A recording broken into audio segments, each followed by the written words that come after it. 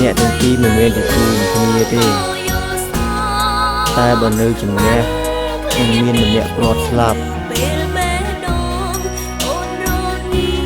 មានបេះដូងបងក៏ដឹងតែបើថ្ងៃមួយបងក៏បន់អូ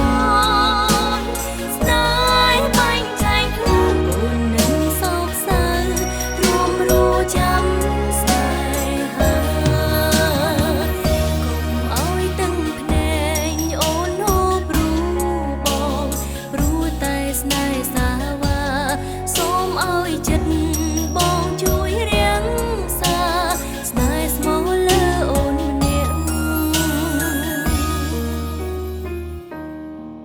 អូនសង្ឃឹមថាបងនឹងរក្សាស្នេហានេះ